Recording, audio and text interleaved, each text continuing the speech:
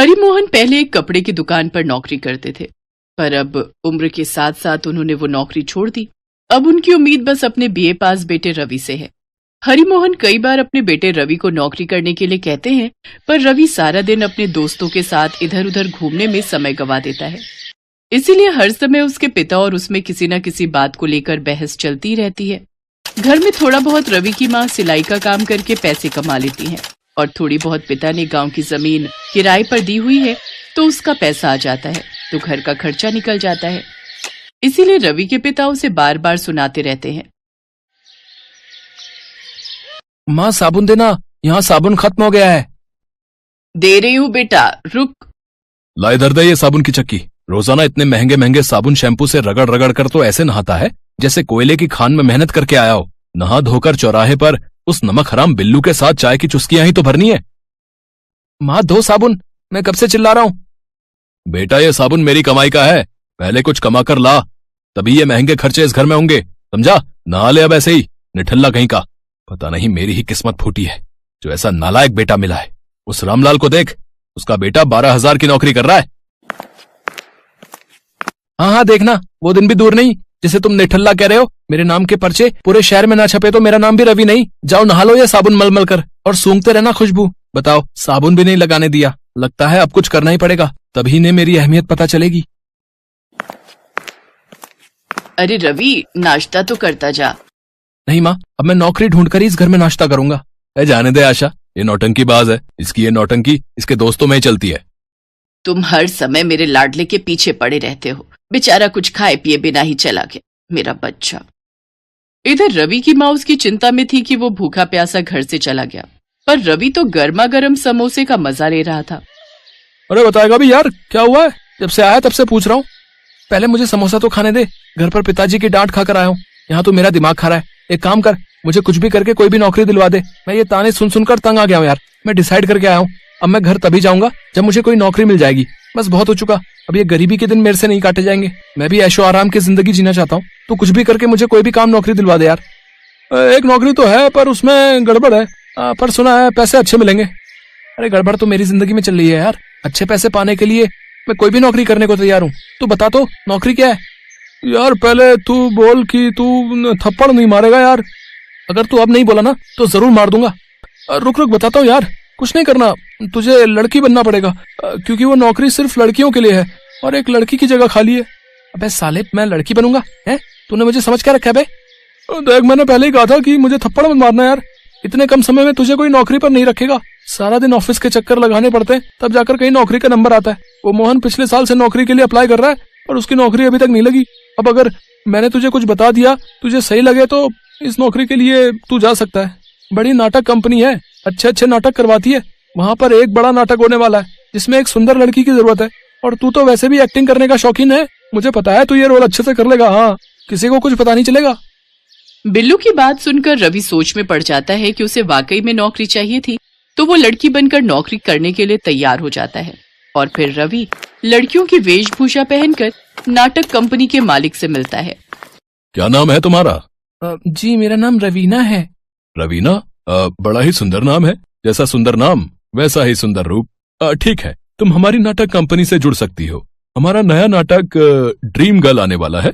तुम उसमें dream girl का रोल निभाओगी, और मुझे देखो किसी भी शिकायत का मौका ना मिले, ठीक है ना रवीना? जी जी, मैं आपको किसी भी शिकायत का मौका नहीं दूंगी। मुझे लड़की की एक्टिंग करते हुए बहुत साल हो गए हैं। लड़की की एक्टिंग करते हुए मतलब? अरे मतलब रजनीकांत जी, चिंता मत करो, रवीना को नाटक में लीड रोल की एक्टिंग करते हुए बहुत साल हो चुके हैं। अच्छा अच्छा अच्छा, कल से काम पर आ जाना है, और थोड़ा और सुंदर बनकर आना। जी जी, मैं और सुंदर बनकर आऊंगी। अच्छा, हम चलते हैं। रवि लड़की के रूप में थोड़ा घबरा रहा था। अचानक वो एक लड़की से टकरा जाता है। अरे देखकर चलो, अभी सारा सामान मेरे हाथ से गिर जाता। सर, ये आपकी ड्रीम गर्ल का नाटक का सारा कॉस्ट्यूम और ज्वेलरी आप अपनी लीड एक्ट्रेस को दे दो। रितिका, तुम सही समय पर आई हो। ये रवीना है, हमारे नाटक की लीड एक्ट्रेस। अच्छा, तो ये है। ओके, टाइम पर आ जाना, मैं तुम्हें सब कुछ समझा दूंगी। अच्छा सर, अब मैं चलती हूँ, बाकी काम भी देखने हैं। रवि बिल्लू के साथ बाहर आ जाता है और एक लंबी ठंडी सांस लेता है। क्या हो गया है? तू किस सोच में पड़ गया? यार बिल्लू, रितिका कितनी सुंदर है ना, पर वो रजनीकांत मुझे कितनी गंदी नजरों से देख रहा था। उसे तो शर्म नहीं आ रही थी, इतनी बड़ी उम्र का मुझ पर लाइन मार रहा था। यार मेरा तो रितिका पर दिल आ गया यार, वो बहुत सुंदर है। अबे ओ, सपनों की दुनिया से बाहर आ। इस समय तू रजनीकांत के सामने एक लड़की है। अगर तेरी सच्चाई उन्हें पता चल गई तो इस नौकरी से तो तू हाथ धो बैठेगा। ड्रीम गर्ल बनने के चक्कर में सपनों की दुनिया में खो गया है। कल से तुझे काम करना है, तभी पैसे आएंगे। अगले दिन से रवि प्रैक्टिस के लिए कंपनी में जाने लगा। रवि रवीना बनकर स्टेज पर एक्टिंग करता तो रजनीकांत उसकी तारीफ के पुल बांध देता। क्या बात है रवीना, तुमने तो मेरा दिल ही ले लिया। तुमने तो ड्रीम गर्ल में जान डाल दी। बहुत बढ़िया। वैसे आज रात क्या कर रही हो? मुझे माँ को अस्पताल लेकर जाना है। माँ की तबीयत बहुत खराब है। अरे तो तुम प्रैक्टिस के लिए क्यों आई हो? जाओ तुम पहले माताजी को अस्पताल लेकर जाओ। जाओ जाओ, मैं तुम्हें छुट्टी दे देता हूँ। हैं, हम कल रात को मिलेंगे। हैं, ठीक है, फिर मैं चलती हूँ। चल बिल्लू। रोजाना ही रवि को रवीना बनकर नाटक कंपनी में जाना पड़ता था। धीरे धीरे वो परेशान होने लगा क्योंकि रजनीकांत उसे बहुत तंग करता था। रवि कोई न कोई बहाना करके उससे पीछा छुड़ा लेता था। 1 महीना हो गया था। रवि को पहली तनख्वाह मिली। उसके नाटक का पहला भाग बहुत अच्छा हो गया। अब दूसरे भाग की तैयारी करनी थी। क्या बात है बेटा, 15,000 रुपए? तूने तो कमाल कर दिया। वैसे तू कौन सी कंपनी में नौकरी कर रहा है और कौन सी पोस्ट पर है? अरे तुम आम खाओ ना, गुठलियों से क्या मतलब है? पहले कहते थे कमाता नहीं हूँ, अब कमा कर लाया हूँ तो 10 सवाल कर रहे हो। माँ, मुझे बहुत जोरों की भूख लगी है, कुछ खाने को दो।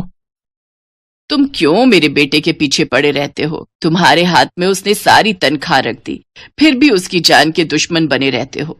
बेटा, मैंने तेरे लिए कटहल की सब्जी और पराठे बनाए हैं। और इसी तरह कुछ महीने बीत गए और ड्रीम गर्ल नाटक का दूसरा भाग बन गया। स्टेज पर परफॉर्म करने के लिए रवि रवीना के रूप में रोल निभा रहा था। सबको उसका रोल बहुत पसंद आ रहा था। सब तालियां बजा रहे थे। तभी रवि देखते हैं कि उसके माता पिता भी ये नाटक देखने के लिए आए हुए हैं और वहीं पब्लिक के बीच में बैठे हैं। रवि घबरा जाता है और घबराहट में उसका विग नीचे गिर जाता है। ऑडियंस हंसने लगती है। अरे भाई, ये तो लड़की के रूप में लड़का निकला। ये तो ड्रीम गर्ल लड़की से लड़का बन गई है। अरे भाई, ये सब क्या है? लड़की कहाँ है? ये तो लड़का है, लड़का।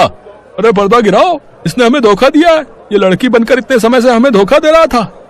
हाँ, मैं लड़का हूँ, पर मैंने किसी को धोखा नहीं दिया। मैं गरीब परिवार का लड़का हूँ। मुझे नौकरी की जरूरत थी। अपने पिता को खून पसीने से मेहनत करते देख मेरा भी मन करता था कि मैं भी पैसे कमाऊं, अपने माँ बाप को सुख की 2 रोटी दे सकूं। पिताजी, मुझे माफ कर दो। मुझे जो ठीक लगा मैंने वो किया, पर मैंने अपना काम पूरी ईमानदारी से किया है। ये यहाँ सब लोग जानते हैं। तो क्या हुआ अगर मुझे लड़की बनना पड़ा? कम से कम मैं अपने माता पिता के चेहरे पर खुशी तो ला सका।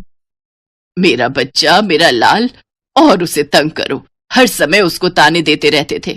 देखा वो तुम्हें कितना प्यार करता है। तुम्हें खुश रखने के लिए वो नाटक में लड़की बनने को भी तैयार हो गया।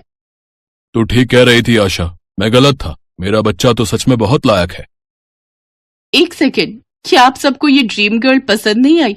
हाँ या ना में जवाब दीजिए। मैं आप सबसे पूछना चाहती हूँ, क्या आपको ये ड्रीम गर्ल दोबारा नहीं चाहिए? हाँ हाँ, हमें यही ड्रीम गर्ल चाहिए। ये बहुत बढ़िया एक्टिंग करती है। हमें यही ड्रीम गर्ल चाहिए। रितिका, तुम मेरे लिए। हाँ रवि, मैं तुम्हारी सच्चाई पहले से जानती हूँ। मैंने तुम्हें ग्रीन रूम में तैयार होते हुए देख लिया था और बिल्लू के साथ तुम्हारी सारी बातचीत सुन ली थी।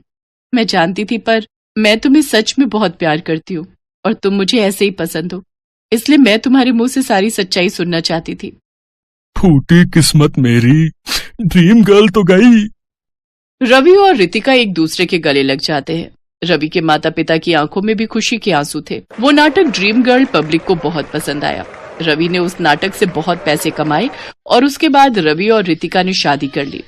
रवि के पिता को भी समझ आ गया था कि उनका बेटा सचमुच हीरा है, जिसे पहचानने में उन्होंने गलती कर दी थी।